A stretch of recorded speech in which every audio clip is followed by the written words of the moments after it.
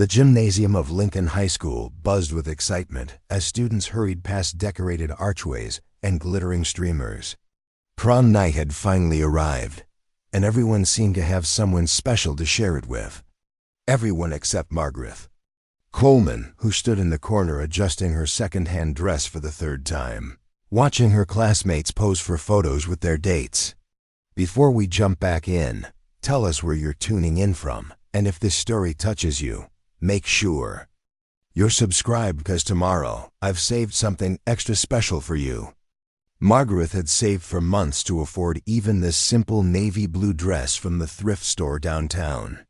While her friends flaunted designer gowns and professional hair appointments, she had braided her own auburn hair and applied makeup with supplies borrowed from her neighbor. The contrast wasn't lost on her, but she refused to let it dampen her spirits. This was her senior prom, and she was determined to make the most of it. Margaret, there you are. Her best friend, Jessica Martinez, appeared beside her, radiant in a rose gold dress that probably cost more than Margaret's family spent on groceries in a month. I've been looking everywhere for you. Come on, we need to get pictures before the dancing starts. Margaret forced a smile and followed Jessica toward the photo booth area, where clusters of students posed under twinkling lights. She noticed how easily Jessica fit in with their wealthy classmates, how naturally she laughed at their jokes and shared their experiences.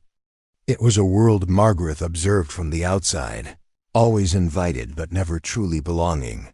The Coleman family had moved to the affluent district of Millbrook 3 years ago when Margaret's mother, Elena, landed a job as a night shift cleaner at the prestigious Whitmore Industries headquarters.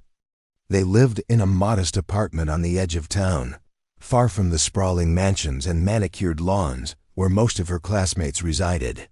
Elena worked double shifts to make ends meet, often coming home exhausted just as Margaret was leaving for school. Despite their financial struggles, Elena had always emphasized the importance of education and kindness. "Money doesn't make you rich in character, Mia," she would tell Margaret whenever she felt discouraged by their circumstances. "Treat everyone with respect, work hard, and good things will come." Margaret took her mother's words to heart, excelling in her studies and volunteering at the local community center whenever she could. She tutored younger students, helped organize charity drives, and even started a book club for kids whose parents couldn't afford expensive after-school programs. Her teachers praised her dedication, and her guidance counselor had helped her secure a partial scholarship to State University for the fall. But tonight, surrounded by the glamour and excitement of prom, Margaret couldn't shake the feeling that she was playing dress-up in someone else's life. She watched as her classmates chatted about their summer plans, trips to Europe, internships at their parents' companies, brand new cars as graduation gifts. Meanwhile, she would be working at the local diner all summer to save money for college. Textbooks. Earth to Margaret. Jessica's voice broke through her thoughts. The DJ just announced the first slow dance. "Are you going to sit this one out again?" Margaret shrugged, trying to appear nonchalant. "I'm fine just watching. Besides, someone needs to guard the punch bowl from Tommy Henderson's attempts to spike it." Jessica rolled her eyes but didn't push further. She knew about Margaret's family situation, though they rarely discussed it directly. Their friendship had survived the awkwardness of economic disparity through mutual respect and genuine affection. But moments like these highlighted the gap between their worlds. As the evening progressed, Margaret found herself gravitating toward the quieter corners of the gymnasium. She helped the decorating committee fix a fallen banner, assisted a freshman who had spilled a punch on her dress, and even mediated a minor argument between two classmates over a misunderstanding. These small acts of service felt natural to her, more comfortable than trying to force herself into the center of attention. It was during one of these helpful moments that she first noticed him. Ethan Whitmore sat alone near the emergency exit, partially hidden behind a pillar. Even from across the room, Margaret could see the expensive cut of his black tuxedo and the way his dark hair was perfectly styled. But what caught her attention wasn't his obvious wealth. It was the expression on his face. While everyone else seemed caught up in the magic of the evening, Ethan looked isolated, almost melancholy. Margaret knew who he was, of course. Everyone at Lincoln High knew the Whitmore name. Richard Whitmore owned the largest tech company in the state, employing thousands of people and contributing millions to local charities. The Whitmore family lived in a compound on the hill overlooking the town, complete with security gates and a staff of housekeepers and gardeners. But Ethan rarely talked about his family's wealth or status. In fact, he rarely talked at all. He attended classes regularly, completed his assignments, and maintained decent grades, but he kept to himself. Some students whispered that he was arrogant, too good for the rest of them. Others speculated about learning disabilities or social anxiety. What most people didn't know, what Margaret had only learned through careful observation, was that Ethan had been born with a mild form of cerebral palsy that affected his coordination and speech. He walked with a slight limp and sometimes struggled to find words when speaking, especially in stressful situations. Rather than face potential ridicule or pity, he had chosen silence and solitude. Margaret had noticed these details during group projects and class presentations, moments when Ethan's carefully constructed barriers slipped just enough to reveal his vulnerability. She had seen him struggle to write notes as quickly as other students, watched him hesitate before speaking up in discussions, observed the way he positioned himself near exits as if ready to escape at any moment. Now, watching him sit alone at his own senior prom, Margaret felt a familiar tug of empathy. She understood what it felt like to be on the outside looking in, to feel different and disconnected from the celebration happening around you. The reasons might be different, his disability, her poverty, but the isolation was the same. Before she could second-guess herself, Margaret made a decision. She smoothed her dress, took a deep breath, and walked across the gymnasium toward Ethan's corner. "Mind if I join you?" she asked, gesturing to the empty chair beside him. "It's getting pretty crowded out there." Ethan looked up, surprise flickering across his features. Up close, Margaret could see that he had inherited his father's sharp cheekbones and intelligent green eyes, but there was a gentleness in his expression that she doubted Richard Whitmore possessed. "Sure," he said quietly, his voice slightly hesitant. "I mean, if you want to." Margaret settled into the chair, noting how Ethan's shoulders seemed to relax slightly now that he wasn't completely alone. For a few minutes they sat in comfortable silence, watching their classmates dance and laugh and create memories they would treasure for years to come. "Do you ever feel like you're watching a movie of someone else's life?" Margaret asked eventually. Surprising herself with the honesty of the question, Ethan turned to look at her, his expression thoughtful. "Every day," he admitted. "Like I'm always on the outside, trying to figure out how everyone else makes it look so easy." "Exactly," Margaret said, relieved to find someone who understood. "Like there's some secret handbook for being normal that I never received." A small smile tugged at the corner of Ethan's mouth. "If you find that handbook, let me know. I've been looking for it for 18 years. Their conversation flowed more naturally after that initial exchange. Margaret learned that Ethan loved astronomy and spent most clear nights on his family's private observatory, mapping constellations and tracking planetary movements. He discovered that she wrote poetry in her spare time and had been published in the school's literary magazine 3 times. "I always wondered who wrote those poems," Ethan said when she mentioned her hobby. They were ... different from the typical teenage angst stuff. More mature, more observant. Margaret felt heat rise in her cheeks. "You read the literary magazine?" "Every issue," he confirmed. "Most people don't, but I enjoy seeing what my classmates are thinking about beyond homework and social media." As they talked, Margaret began to see beyond the stereotypes and assumptions that had defined her perception of Ethan Whitmore. Yes, he was wealthy and privileged, But he was also thoughtful, curious, and deeply aware of his own limitations. He asked genuine questions about her volunteer work at the community center and listened intently when she described her college plans. "State University has an excellent education program," he said when she mentioned her intention to become a teacher. "My tutor went there. She always said it was the best preparation she could have had for working with students who learn differently." "You have a tutor?" Margaret asked, then immediately regretted the question. "I'm sorry, that's none of my business." "It's okay," Ethan said, though she noticed his shoulders tense slightly. "I've had learning support since elementary school. My parents wanted to make sure I had every advantage possible."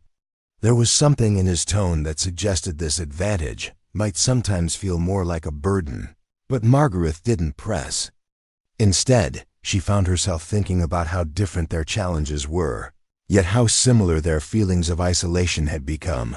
The DJ announced that the next song would be the traditional prom slow dance, and couples began moving toward the center of the gymnasium. Margaret watched as Jessica swayed with her boyfriend, both of them glowing with happiness and youth. Other classmates paired off, creating a sea of moving bodies under the sparkling lights. "Would you like to dance?" The question was out of Margaret's mouth before she could stop herself. Ethan's eyes widened, and for a moment, she thought he might refuse. I don't really dance. My coordination I send single quotes t. Neither do I, Margaret interrupted gently. I've never had lessons or anything. We could just sway a little? If you want to. The vulnerability in her voice seemed to reach him. Ethan looked toward the dance floor, then back at her face, as if weighing his options. Finally he nodded slowly. "Okay," he said, pushing himself up from his chair. "But don't say I didn't warn you if I step on your feet." Preparing and narrating this story took us a lot of time, so if you are enjoying it, subscribe to our channel. It means a lot to us. Now back to the story. Margaret stood and extended her hand, which he took after a moment's hesitation. His palm was warm and slightly damp with nervousness, and she could feel the tension in his fingers. As they walked toward the edge of the dance floor, she noticed his slight limp was more pronounced than usual, probably due to anxiety. "We don't have to go to the center," she said quietly. "How about right here?" They stopped at the periphery of the dancing crowd, where the lights were dimmer and the pressure less intense. Ethan placed his hands awkwardly on her waist while she rested hers on his shoulders, and they began to move slowly to the music. He was right about his coordination. His steps were uneven, and he occasionally stumbled slightly. But Margaret found that she didn't care. There was something beautiful about this moment. Two people who felt like outsiders finding connection in their shared vulnerability. "Thank you," Ethan said softly as they swayed to the gentle melody. "For asking me. For not making this weird." "Thank you for saying yes," Margaret replied. "I was terrified you'd think I was crazy." "Maybe we're both a little crazy," he suggested, and she could hear the smile in his voice as the song continued. Margaret became aware of the curious glances from their classmates. Some looked genuinely surprised to see the quiet, wealthy boy dancing with the scholarship girl. Others seemed pleased, as if witnessing a small miracle. A few appeared skeptical, probably wondering what ulterior motives might be at play. But in that moment, surrounded by the soft glow of prom lights and the gentle rhythm of the music, Margaret found that she didn't care what anyone else thought. For the first time all evening, she felt like she belonged exactly where she was. When the song ended, Ethan and Margaret remained on the dance floor for a moment longer than necessary, neither wanting to break the spell that had settled between them. The gymnasium buzzed around them with laughter and conversation, but they existed in their own quiet bubble of understanding. "Would you like some punch?" Ethan asked, his voice steadier now than it had been all evening. "That sounds perfect," Margaret replied, noticing how his confidence seemed to grow with each successful interaction. They made their way to the refreshment table, where crystal bowls held pink punch and an elaborate spread of hors d'oeuvres, donated by parents. Margaret recognized Mrs. Henderson's famous mini quiches and the chocolate-covered strawberries that probably came from the upscale bakery downtown. As Ethan ladled punch into 2 cups, Margaret caught sight of a familiar figure across the room. Her heart sank as she recognized Brad Morrison, one of Lincoln High's most notorious bullies, heading their direction with his usual crew of followers. Brad had made Ethan's life miserable since middle school, apparently viewing the quiet boy's disability as an invitation for cruelty. Well, Brad announced loudly as he approached, his voice carrying across the nearby tables. Look who finally crawled out of his cave, and with a dance partner, no less. Ethan's hand trembled slightly as he set down the ladle, his earlier confidence evaporating instantly. Margaret watched his shoulders hunch forward in a defensive posture she recognized from years of observing him in school hallways. Leave it alone, Brad. Jessica Martinez appeared beside them, her boyfriend Marcus close behind. It's prom night. Can't you be decent for one evening? Brad ignored her, his attention focused entirely on Ethan.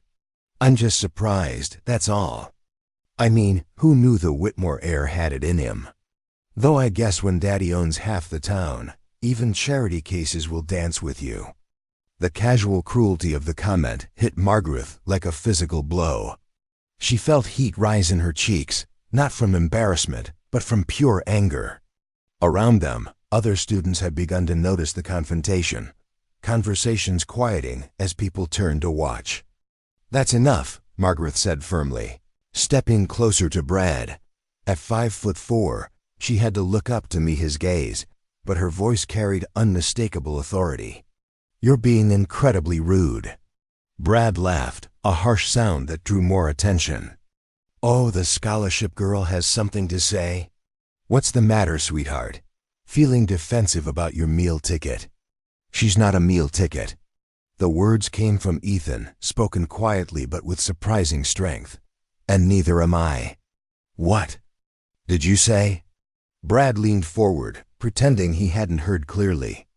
I said she's not a meal ticket, Ethan repeated, his voice growing stronger with each word. Margaret is the smartest, kindest person in our entire class. She tutors kids for free, volunteers at the community center, and got into state university. On academic merit. What exactly have you accomplished besides making other people miserable? The gymnasium had grown noticeably quieter now, students forming a loose circle around the confrontation.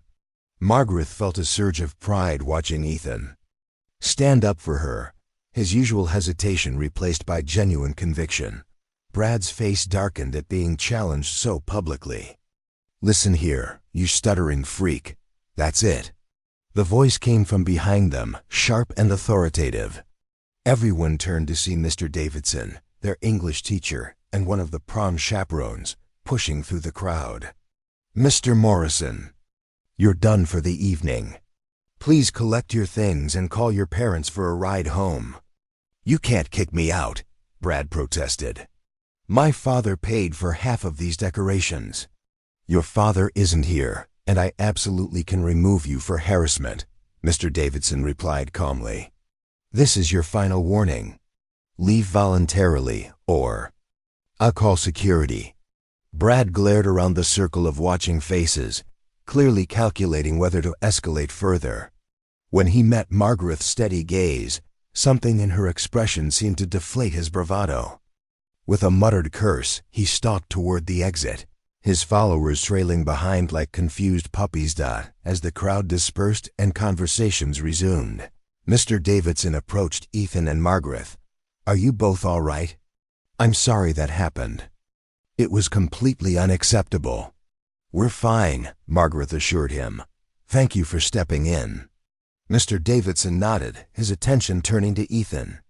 That was well said, young man. Standing up for others takes real courage. After the teacher moved away, Ethan and Margaret found themselves alone again by the refreshment table. The punch had grown warm while they dealt with the confrontation. but neither seemed to notice. "I can't believe you did that," Margaret said softly. "Did what?" Ethan asked, genuinely confused. "Stood up to Brad Morrison in front of half the school. I've never seen anyone make him back down like that." Ethan ducked his head, embarrassed by the praise. "He was wrong about you. Completely wrong. I couldn't just let him say those things. Still, it took guts. I know confrontation isn't easy for you." "It's easier when it's for someone else," Ethan admitted. "I can never find the words when people are attacking me, but when they went after you double quotes," he trailed off, then looked up to meet her eyes. "You didn't deserve that." The sincerity in his voice made Margaret's chest tighten with emotion. In her experience, people rarely defended her when it mattered. Teachers might intervene after the fact, and Jessica offered moral support, but no one had ever put themselves at risk to protect her dignity. "Dance with me again?" she asked impulsively. This time, Ethan didn't hesitate. "I'd like that." They returned to their spot at the edge of the dance floor, moving together with more natural rhythm now that the initial awkwardness had passed.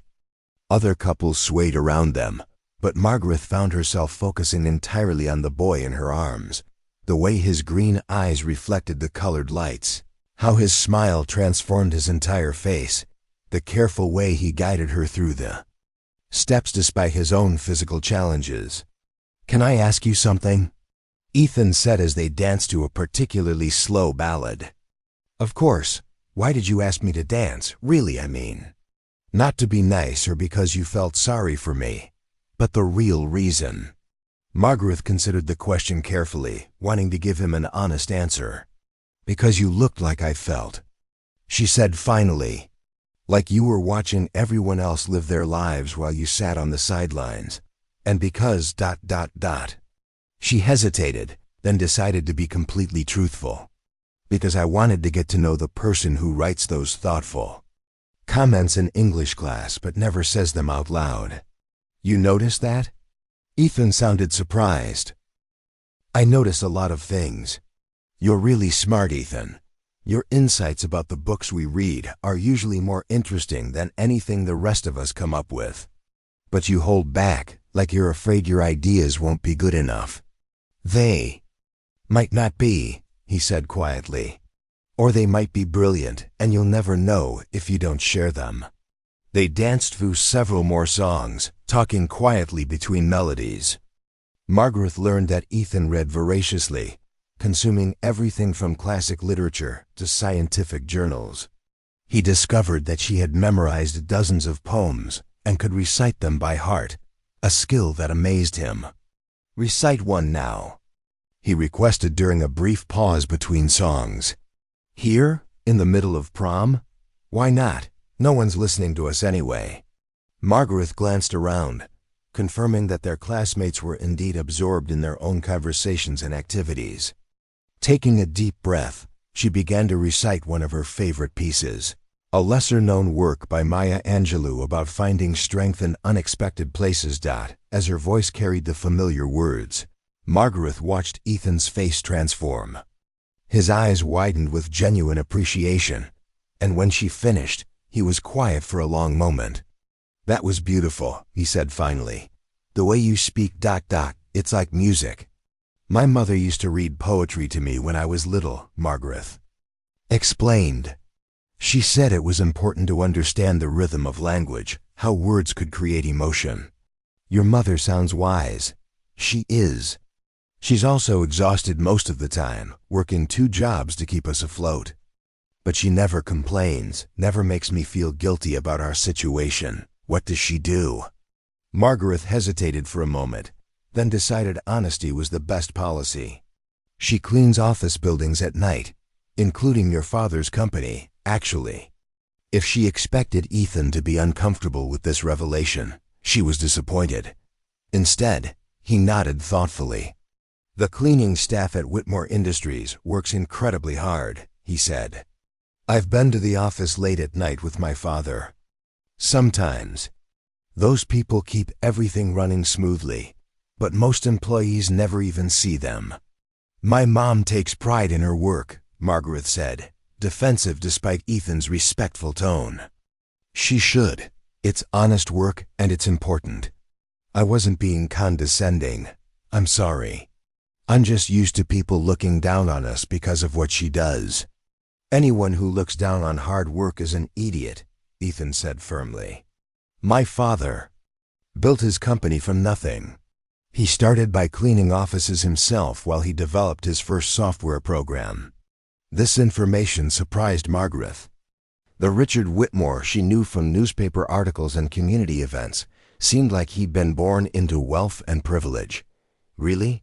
He never talks about that in his public speeches.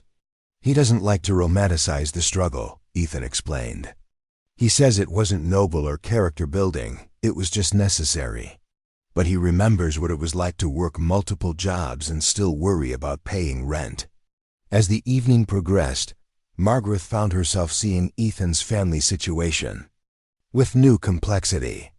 Yes, they were wealthy now, but apparently that success hadn't come without sacrifice and hard work. It didn't erase the advantages Ethan had grown up with, but it added layers to her understanding of his background. Around 11 o'clock, the DJ announced the final set of songs. Couples began to pair off for the traditional last dance, and Margaret felt a pang of sadness that the evening was ending. Despite the confrontation with Brad, this had been one of the best nights of her high school career. Margaret, Ethan said as they prepared to join the final dance, would you maybe want to get coffee sometime? I mean, if you're not too busy with work and college prep. Her heart skipped a beat at the invitation. I'd like that. Though I should warn you, I usually go to the diner on 5th Street. It's not exactly Starbucks. I don't care where we go, Ethan said earnestly. I just want to keep talking to you. As they swayed together for the last time that evening, Margaret allowed herself to imagine a future where she and Ethan might actually be friends, real friends, beyond the artificial boundaries of high school social hierarchies. It seemed almost too good to be true, but the warmth in his eyes suggested it might be possible. The final song ended, and the lights came up gradually, signaling the official end of prom. Students began gathering their belongings and saying goodbyes, the magical atmosphere slowly giving way to practical concerns about rides home and curfews. My driver is picking me up, Ethan said, sounding almost apologetic. Can I give you a ride home? Margaret considered the offer, tempted by the luxury of not having to wait for the late-night bus.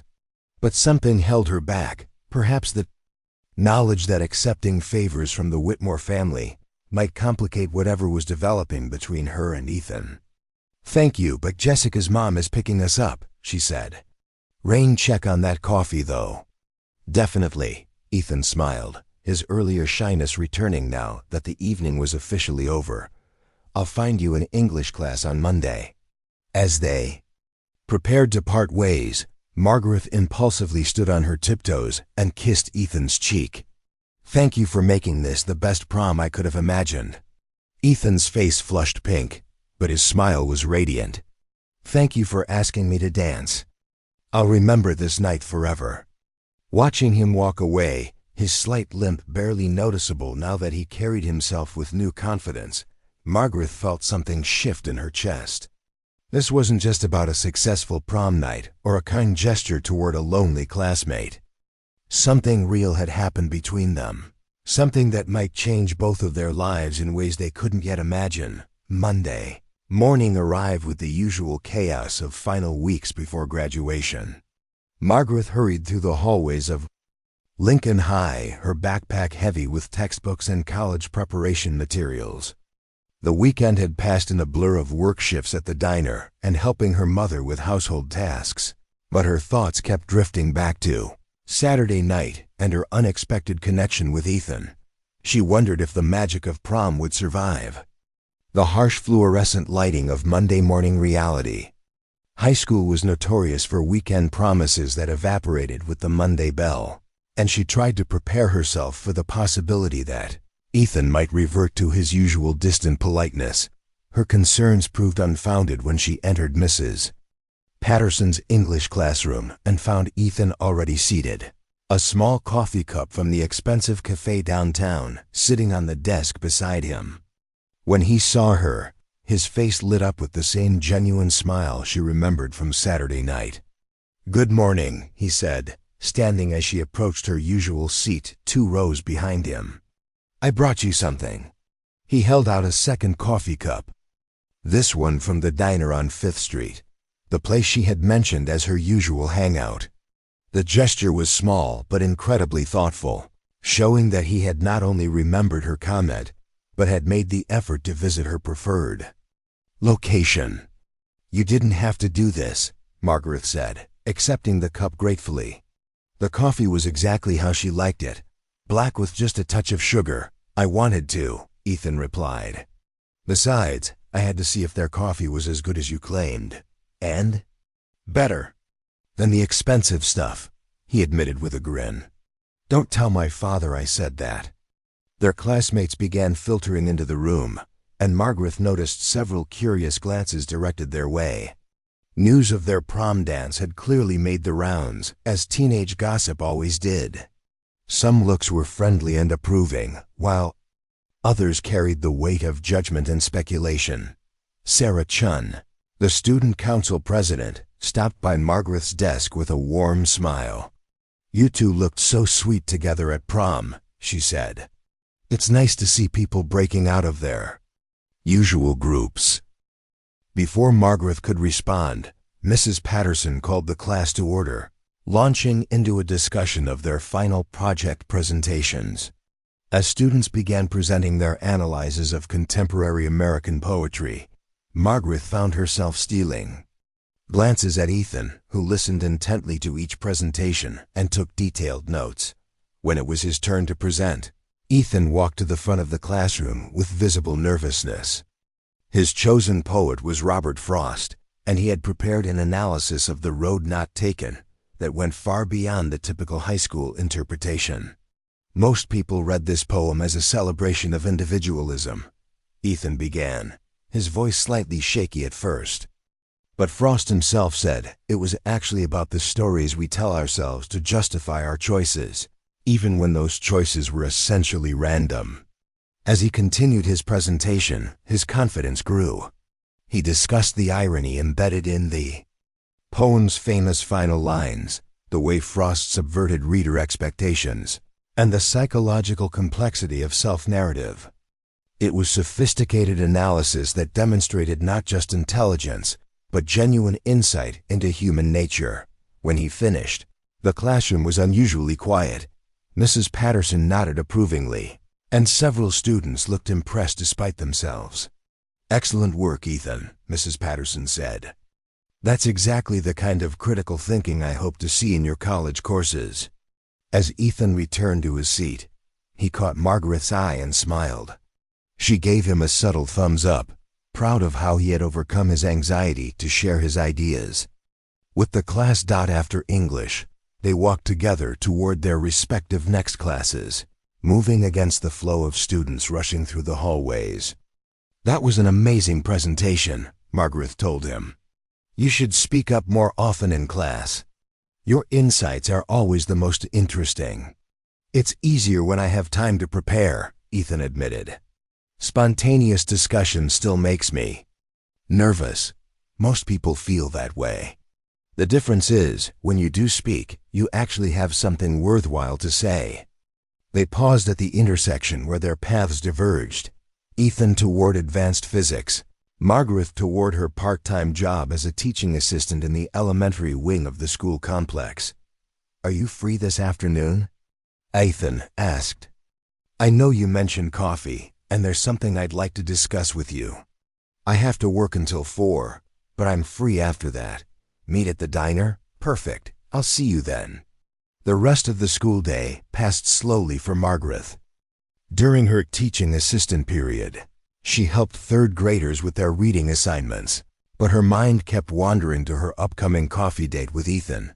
She wondered what he wanted to discuss, their friendship, college plans, or perhaps something more personal. At 4:15, she pushed through the door of Mickey's Diner, the familiar smell of coffee and grilled food enveloping her like a warm hug. The diner had been her refuge throughout high school, a place where she could study in peace and where the owner, Mrs. Rodriguez, treated her like family.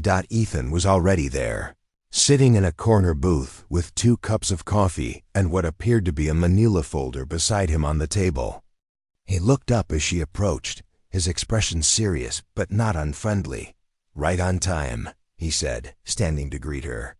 "Always a man," Margaret replied, sliding into the booth across from him. "You look like you have something important on your mind." "I do, actually."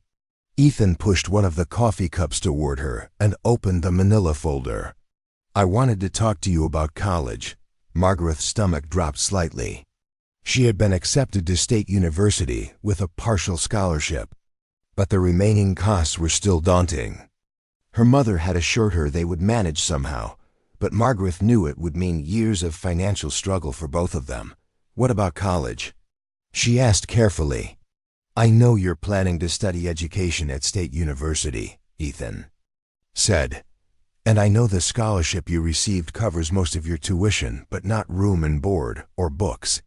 Margaret felt heat rise in her cheeks. "Did Jessica tell you that?" "No, she didn't. I looked into it myself." Ethan seemed to realize how that sounded and quickly clarified. "Not in a stalking way. I just wanted to understand your situation better." "Why?" Ethan pulled a document from the folder and placed it on the table between them. "Because Whitmore Industries offers several educational grants each year to deserving students from our local community.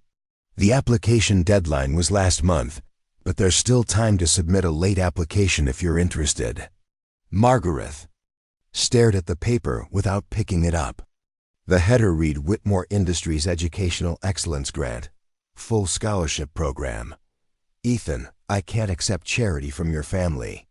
"It's not charity," he said firmly. "It's merit-based. You would have to submit transcripts, essays, and letters of recommendation. Your mother's employment with the company makes you eligible, but it doesn't guarantee anything. You'd have to earn it just like any other applicant." "But you're telling me about it. That gives me an unfair advantage." "Actually, it doesn't. The selection committee is completely independent. 3 professors from State University and 2 community leaders who have no connection to Whitmore Industries. My father doesn't even see the applications until after the winners are chosen." Margaret picked up the document and scanned its contents. The grant covered full tuition, room and board, books, and even a stipend for living expenses. It was more money than her family had ever had access to, enough to transform not just her college experience, but her entire future. "Why are you showing me this?" she asked. "Because you deserve every opportunity to succeed. Because you're brilliant and hardworking, and you shouldn't have to choose between education and financial stability. And because ... double quotes, he paused, looking down at his hands. Because I've watched you help other people for 4 years, and I wanted to help you for once." The sincerity in his voice made Margaret's eyes water slightly. She had grown so accustomed to fighting for everything alone that the idea of someone actively trying to support her dreams felt almost foreign. "The application looks complicated," she said, still studying the requirements. "I could help you with it if you want. I've been through the college application process, and I know what these committees look for. You would do that?" "Of course. We could work on it together. The essays, gathering recommendations, making sure everything is perfect." Margaret set the document down and looked across the table at Ethan, trying to read his motivations. His offer was generous beyond anything she had expected, but it also complicated their developing relationship in ways she wasn't sure how to navigate. "Can I think about it?" she asked. "Absolutely. Take all the time you need." "But Margaret?" He reached across the table and briefly touched her hand. "Don't let pride keep you from accepting help when it's offered freely. You've earned this opportunity through your own merit. The grant would just make it possible for you to accept it." As they finished their coffee and prepared to leave the diner, Margaret found herself looking at Ethan with new eyes. She had initially seen him as a lonely, wealthy boy who needed friendship. But he was revealing himself to be someone far more complex, thoughtful, generous, and genuinely committed to using his advantages to help others. Walking toward the bus stop together, Margaret realized that whatever was happening between them had moved far beyond a simple prom night connection. They were building something real, something that might actually survive the transition from high school to adult life. "Thank you," she said as her bus approached. "For the coffee, for the information about the grant, for believing in me." "Thank you for letting me be part of your life," Ethan replied. "I'll see you tomorrow?" "Definitely." As the bus pulled away, Margaret pressed her face to the window and watched Ethan standing on the sidewalk until he disappeared from view. The grant application felt heavy in her backpack, weighted with possibility and uncertainty in equal measure. The following weeks blurred together in a whirlwind of final exams, graduation preparations, and late-night sessions at Mickey's Diner, where Margaret and Ethan worked on her grant application. True to his word, Ethan proved to be an invaluable partner in the process, helping her craft essays that showcased her achievements without sounding boastful and connecting her with teachers who could provide strong recommendation letters. Their friendship had deepened considerably during these study sessions. Margaret discovered that beneath Ethan's quiet exterior lay a sharp wit and an unexpected sense of humor. He, in turn, was amazed by her ability to articulate complex ideas with clarity and passion, particularly when discussing her plans for educational reform and community outreach. "You should consider adding a minor in social work," Ethan suggested one evening as they reviewed her personal statement for the third time.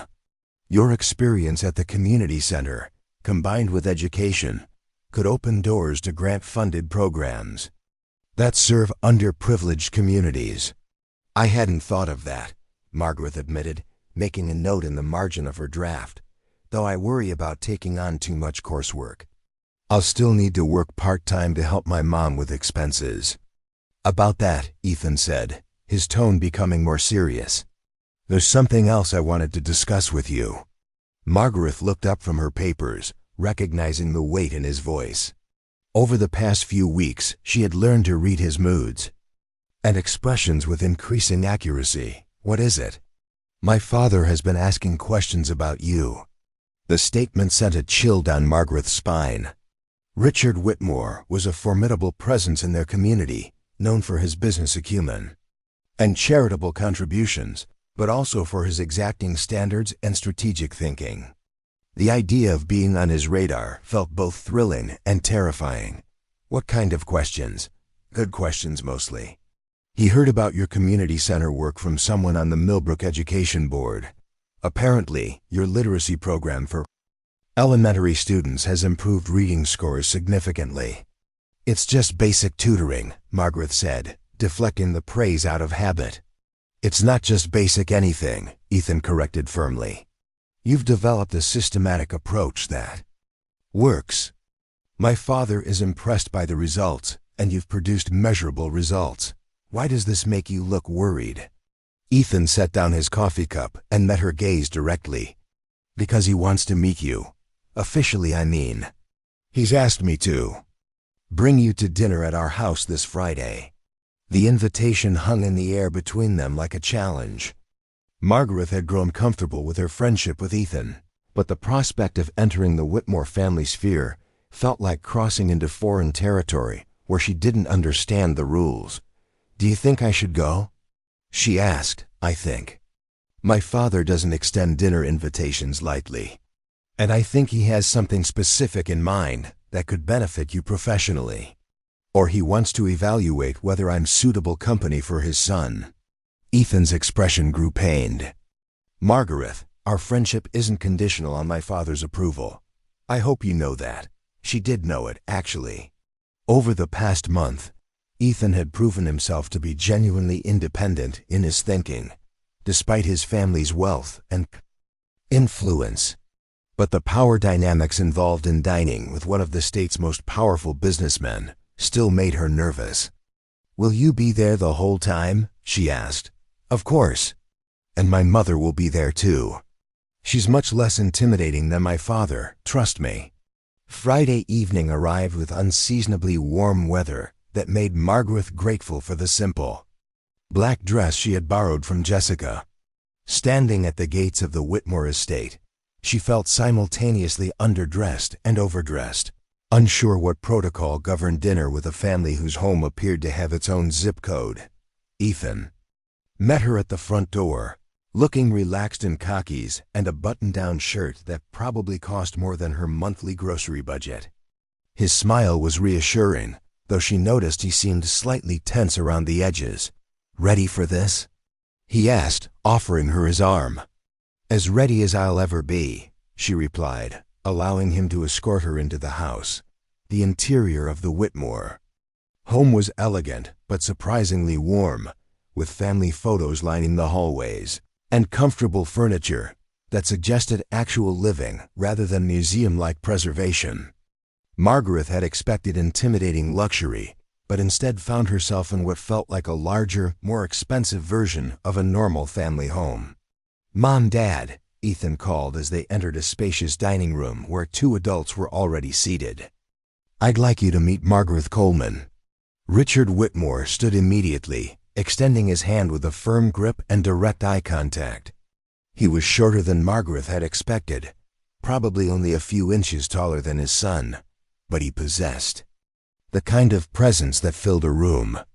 His graying hair was perfectly styled, and his suit looked custom-tailored. "Miss Coleman, it's a pleasure to finally meet you. I'm Richard, and this is my wife, Catherine." Catherine Whitmore was a surprise. Instead of the trophy wife Margaret had half expected, she found herself shaking hands with a woman who radiated intelligence and warmth. Her graying brown hair was pulled back in a simple ponytail, and she wore jeans with a cashmere sweater that managed to look both expensive and approachable. "Margaret, we've heard so much about you," Catherine said, her smile genuine. "Ethan talks about your work at the community center constantly. Please sit down. I hope you like salmon." The dinner conversation flowed more naturally than Margaret had anticipated. Richard asked thoughtful questions about her college plans and community involvement, while Catherine shared stories about her own volunteer work with local literacy programs. Ethan participated actively, occasionally steering the conversation when it ventured into potentially uncomfortable territory. It wasn't until dessert was served that Richard revealed the true purpose of the invitation. "Margaret, I'd like to discuss a business proposition with you," he said, setting down his coffee cup with deliberate precision. "A business proposition?" Margaret repeated, glancing at Ethan, who looked as surprised as she felt. "Whitmore Industries has been looking to expand our community outreach programs, particularly in education. Your work with the Literacy Initiative has caught our attention, and we'd like to propose a partnership." "I'm not sure I understand." Richard leaned forward slightly, his expression becoming more focused. "We want to fund a pilot program based on your tutoring model, with you as the director. It would start this fall, serving 3 elementary schools in the district. The position would be part-time, allowing you to continue your college studies, but it would provide significant practical experience in program management." Margaret felt her heart race as she processed the offer. "You're offering me a job?" "I'm offering you an opportunity to turn your passion into a profession while you're still in school. The salary would be competitive, and the experience would give you credentials that most education majors don't acquire until graduate school." "Dad," Ethan interjected, his voice carrying a warning tone, "we didn't discuss this beforehand." "Because I wanted to meet Margaret personally before making the offer," Richard replied calmly. "I don't make hiring decisions based on secondhand information." Margaret looked around the table, trying to read the family dynamics at play. Catherine appeared supportive but unsurprised, suggesting she had been consulted. Ethan looked conflicted, clearly torn between excitement for her opportunity and concern about his father's motivations. "This is very generous," Margaret said. "Carefully, but I need to understand why you're making this offer to me, specifically. There are education professionals with much more experience who could run this program." "Experience doesn't always translate to innovation," Richard replied. "You've developed methods that work with limited resources. You understand the challenges these students face because you've lived them yourself. And frankly, you're academic. Record suggests you have the intellectual capacity to scale your approach effectively. You've researched my academic record?" "Of course I have." Due diligence is standard practice for any potential hire. The admission bothered Margaret more than she expected. The idea that Richard Whitmore had been investigating her background without her knowledge felt invasive, even if his intentions were professional. "I appreciate the offer," she said, choosing her words carefully, "but I'd need time to consider it. This is a significant decision that would affect my college planning, naturally. Take all the time you need. The position won't be posted publicly until we have your answer." As the evening wound down and Catherine offered to drive Margaret home, she found herself more confused than grateful. The opportunity was extraordinary, exactly the kind of break that could transform her career prospects. But something about the timing and circumstances felt orchestrated in a way that made her uncomfortable. "Your father is very thorough," she said to Ethan as they waited for Catherine to get her car keys. "He's a businessman first and a father second," Ethan replied quietly. "Sometimes I think he forgets the difference. Do you think I should take the job?" Ethan was quiet for a long moment before answering. "I think my father's offer is legitimate and generous. But I also think you should make your decision based on what's best for your future, not what's convenient for our family." The careful neutrality of his response told Margaret everything she needed to know about the complexity of her situation. She was no longer just a high school student planning for college. She had become a piece on a chessboard where the rules were far more complicated than she understood. The week following the dinner at the Whitmore estate passed in a haze of internal conflict for Margaret. She found herself analyzing every interaction with Ethan, searching for signs that their friendship had been orchestrated by his father. From the beginning, the possibility gnawed at her, poisoning moments that had previously felt genuine and spontaneous. Her mother noticed the change immediately. When Margaret came home from work on Wednesday evening, her usual energy replaced by distracted silence. "Mia, what's troubling you?" Alina asked, looking up from the stack of bills she was sorting at their small kitchen table. "You've been walking around like you're carrying the weight of the world." Margaret set down her backpack and joined her mother at the table, studying the familiar sight of overdue notices and carefully budgeted expenses. The contrast between this reality and the opulent dining room where she'd eaten salmon with the Whitmores felt almost surreal. "I received a job offer," she said finally. "A really good one, but I'm not sure if I should take it." Elena's eyebrows rose with interest. "Tell me about this offer." As Margaret explained the details of Richard Whitmore's proposition, she watched her mother's expression shift from surprise to concern to something approaching awe. The salary Richard had mentioned was more than Elena made in 6 months of cleaning offices. "This is incredible, Margaret," Elena said when the explanation was complete. "This kind of opportunity, it could change everything for our family." "I know. That's what makes it so complicated." "How is a good job offer complicated?" Margaret struggled to articulate her concerns without revealing the full extent of her relationship with Ethan. She had mentioned him to her mother as a study partner and friend, but the depth of their connection and the complexity of the family dynamics were difficult to explain. "I'm worried about the motivations behind the offer," she said carefully. "What if this isn't really about my qualifications? What if there are expectations attached that I don't understand?" Elena was quiet for a long moment, her weathered hands folding and unfolding the electric bill. When she spoke, her voice carried the wisdom of someone who had navigated difficult decisions with limited options. Mia, rich people always have complicated motivations. But that doesn't mean the opportunity isn't real or that you don't deserve it. You've worked harder than anyone I know.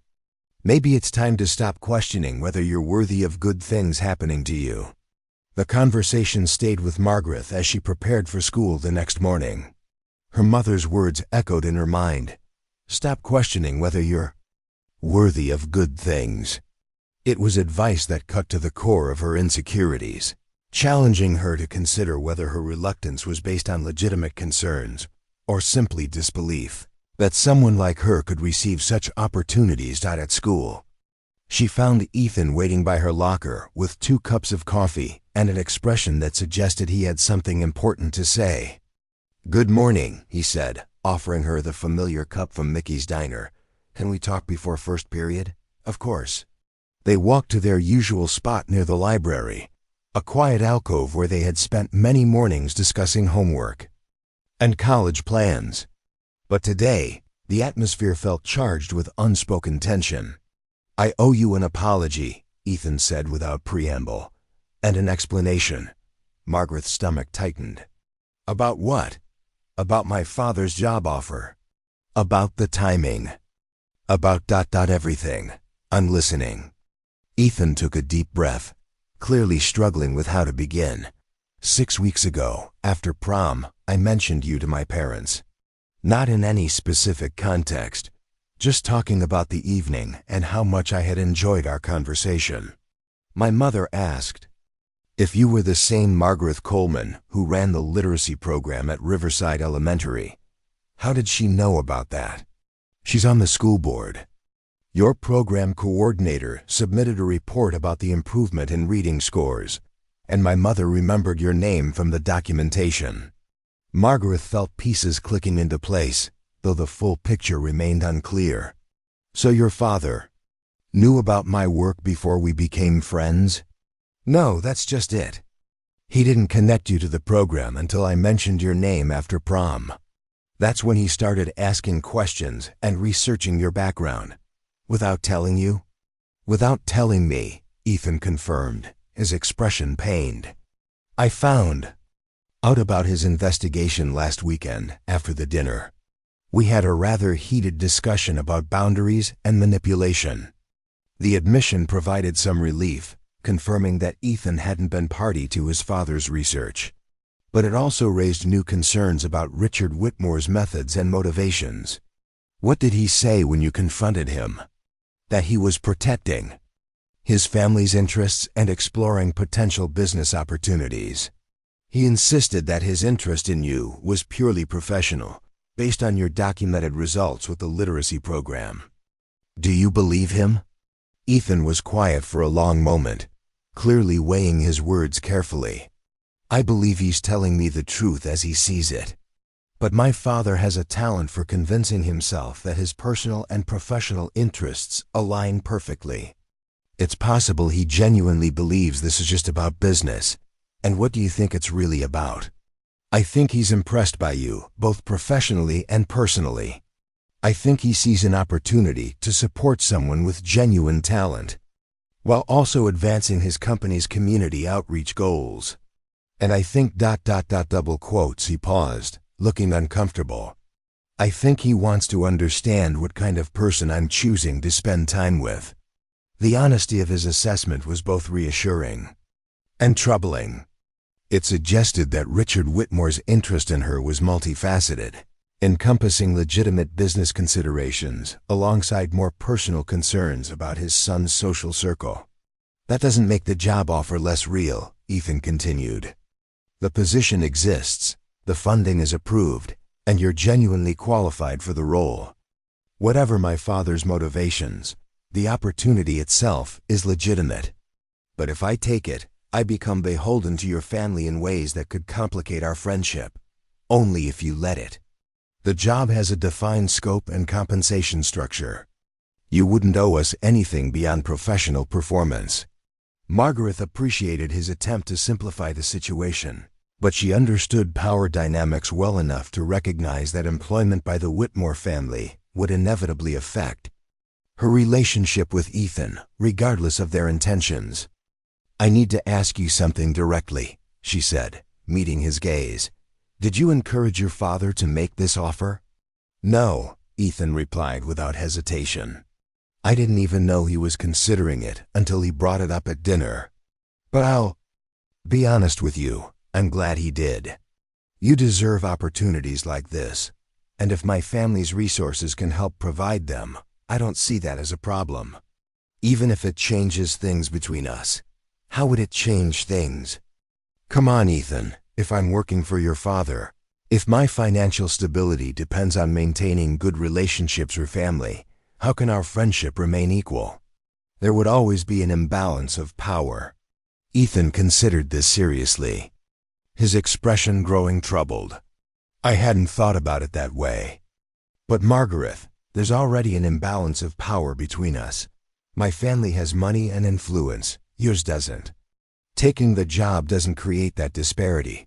It just makes it more visible." His point was valid, if uncomfortable. The economic differences between their families had always existed in the background of their relationship, affecting everything from where they met for coffee to her transportation options to her college planning process. "Maybe you're right," she said slowly. "Maybe I'm overthinking this. Or maybe you're being appropriately cautious about a complex situation," Ethan replied. "Either way, the decision is yours to make. Whatever you choose, it won't change how I feel about our friendship." As the first period bell rang and students began hurrying toward their classrooms, Margaret felt a sense of clarity beginning to emerge from her confusion. The job offer was complicated, laden with family dynamics and potential conflicts of interest. But it was also a genuine opportunity to pursue work she was passionate about, while earning enough money to transform her family's financial situation. "I'm going to take the job," she said, surprising herself with a decisiveness in her voice. "Really? What made you decide?" "Your mother said something at dinner about turning passion into profession. I've been so focused on the complications that I almost forgot this is exactly the kind of work I want to do. If the Whitmore family wants to fund a program that helps kids learn to read, and if I'm qualified to run it, then everyone benefits. I think you're making the right choice," Ethan said, his relief evident. "I hope so. But I have one condition." "What's that?" "Our friendship exists separately from this professional relationship. Whatever happens at work, whatever expectations your father has, we keep our personal connection independent from all that business." "Agreed," Ethan said immediately. "Though, I should warn you, my father isn't used to people setting boundaries with him." "Then it's time he learned," Margaret replied with more confidence than she felt. As they walked toward their respective classrooms, Margaret felt the weight of her decision settling around her shoulders. She was about to enter a world where personal relationships and professional opportunities intersected in ways she didn't fully understand. But for the first time since prom night, she felt ready to meet whatever challenges lay ahead. 3 months later, Margaret stood in the lobby of Whitmore Industries at 8 a.m. on a crisp September morning, clutching a leather portfolio that contained her quarterly report on the literacy program. The summer had passed in a blur of training sessions, curriculum development, and pilot programs that had exceeded every expectation Richard Whitmore had outlined during their initial meeting. The education initiative she now directed served over 200 students across 5 elementary schools, with reading comprehension scores improving by an average of 30%. Local newspapers had featured the program, and the state education department had inquired about expanding the model statewide. What had begun as a modest community outreach effort had evolved into something approaching a movement. But today's meeting felt different. Richard's assistant had called personally to schedule it, using language that suggested this wasn't a routine progress review. The formality made Margaret nervous, especially since Ethan had been equally puzzled when she mentioned the appointment. Ms. Coleman, Richard's voice carried across the lobby as he emerged from the elevator bank, his usual commanding presence softened by what appeared to be genuine warmth. Thank you for coming in early. I know your college schedule is demanding. Not a problem, Mr. Whitmore. I have the quarterly metrics you requested, plus some preliminary data on the expansion pilot. Excellent. But first, there's someone I'd like you to meet. He gestured toward the elevator, and Margaret noticed a woman in an expensive suit waiting with a tablet and several manila folders. As they rode to the executive floor, Richard made small talk about her courses at State University, where she was now a sophomore maintaining a perfect GPA while managing her program.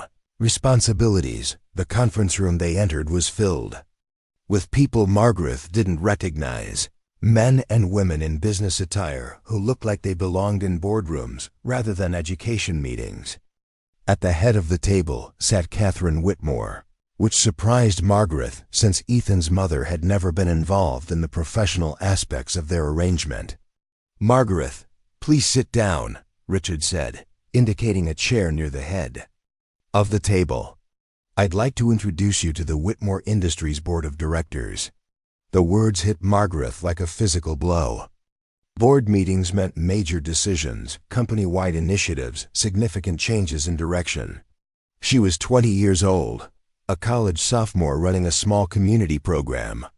What possible reason could there be for presenting her to the company's governing body? I'm not sure I understand, she said carefully, taking the offered seat.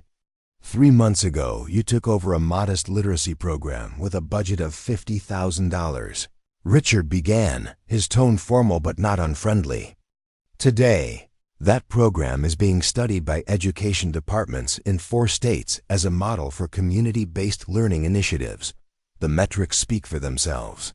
He nodded to his assistant, who began distributing copies of a presentation that Margaret realized contained her work, charts showing reading improvement data, testimonials from teachers and parents, photographs of students engaged in the tutoring sessions she had designed. More importantly, Richard continued, you've demonstrated the kind of strategic thinking and execution that our company values. You've turned a charitable donation into a scalable business model with measurable social impact. Mr. Whitmore, I appreciate the recognition, but I'm not sure why this requires a board meeting. Catherine Whitmore leaned forward, her expression warm but serious.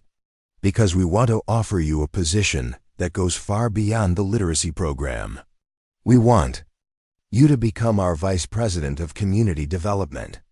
The words seemed to echo in the conference room, followed by a silence so complete that Margaret could hear her own heartbeat. Vice President. At 20 years old, with 2 years of college remaining and exactly 3 months of professional experience. That's impossible, she said finally. I'm a college student. You're also the most effective community program manager we've ever worked with, Richard replied. And you're doing it while maintaining perfect grades in a demanding academic program. That kind of capability doesn't come along often. But I don't have an MBA or business experience. Or, you have something more valuable, Catherine interrupted gently.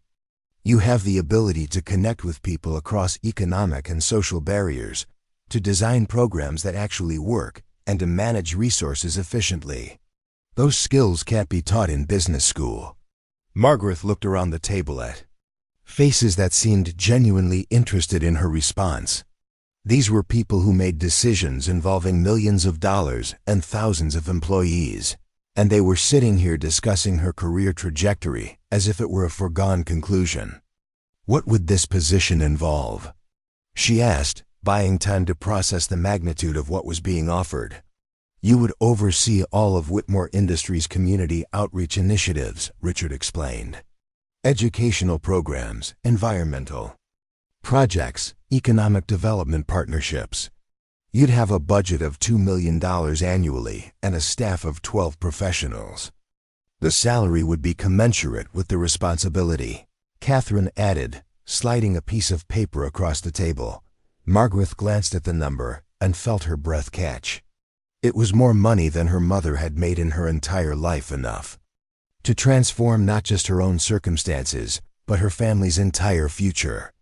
"You could complete your degree part-time," Richard continued, "with the company covering all educational expenses. We believe the practical experience you'd gain in this role would be more valuable than traditional classroom learning." "Why me?" Margaret asked, the question coming out as barely a whisper. "There must be hundreds of qualified candidates for a position like this." "Because 3 months ago, you were nobody special according to conventional metrics," Catherine said bluntly. "You had no connections, no family money, no prestigious internships. And yet you've accomplished more in 12 weeks than most professionals achieve in years. That kind of raw talent combined with genuine dedication is exactly what this company needs." As the meeting continued, with board members asking questions about her vision for expanded programs and her thoughts on scaling community initiatives, Margaret found herself responding with confidence she didn't know she possessed. The work felt natural to her, the strategic thinking coming as easily as breathing. It wasn't until she was alone in the elevator afterward, signed a contract in her portfolio, and a start date of January 1st in her calendar, that the full implications hit her. In 4 months, she would be the youngest vice president in Whitmore Industries history, responsible for programs that could affect thousands of lives across the state. Her phone buzzed with a text from Ethan. "How did the meeting go?" Instead of responding immediately, she walked to her car and sat in the parking lot, trying to process what had just happened. When her phone rang a few minutes later, Ethan's name appeared on the screen. "Tell me everything," he said without preamble. "Your father just offered me a vice presidency." The silence on the other end of the line stretched so long that Margaret wondered if the call had dropped. "Ethan, are you there?" "I'm here. I'm just processing. A vice presidency? At 20 years old? Apparently so." He said the board was unanimous in their recommendation. "Margaret, this is incredible. Do you understand what this means? You'll have resources to implement educational programs across the entire region. You could affect thousands of kids' lives." His enthusiasm was infectious, but it was tempered by the overwhelming nature of the responsibility she had just accepted. "What if I'm not ready for this?" she asked. "What if I fail?" "You won't fail. And even if you struggle at first, you'll learn and adapt. That's what you do." As she drove home to share the news with her mother, Margaret reflected on the journey that had brought her to this moment. 6 months ago, she had been a high school senior worried about affording college textbooks. Tonight, she would go to sleep as the future vice president of community development for one of the state's largest companies. The girl who had asked a lonely boy to dance at prom had somehow transformed both of their lives in ways neither could have imagined. But perhaps that was the real magic of genuine connection. It created possibilities that couldn't be predicted or planned, only embraced with courage and hope. Alina was waiting in their small apartment kitchen when Margaret arrived home, her work uniform hanging on the back of a chair and dinner warming on the stove. When Margaret explained what had happened, her mother sat down heavily at their familiar table and began to cry. "Mia," she said through her tears, "do you remember what I always told you about treating people with kindness?" "That good things would come," Margaret replied, sitting beside her mother and taking her weathered hands. "I never imagined they would come this big," Elena whispered, pulling her daughter into an embrace that felt like a blessing and a celebration combined. As they sat together in their modest kitchen, surrounded by the familiar sights and smells of home, Margaret understood that her success hadn't been built on chance encounters or strategic networking. It had been built on the simple decision to treat another person with compassion when he needed it most, and to remain true to her values even when circumstances offered easier paths. The executive suite at Whitmore Industries awaited her, with its challenges and opportunities and responsibilities. But tonight, she was content to be exactly where she was, the same person who had always believed that kindness was its own reward. just with a much larger platform to prove it. Up next, you've got 2 more standout stories right on your screen. If this one hits the mark, you won't want to pass these up. Just click and check them out. And don't forget to subscribe and turn on the notification bell so you don't miss any upload from us.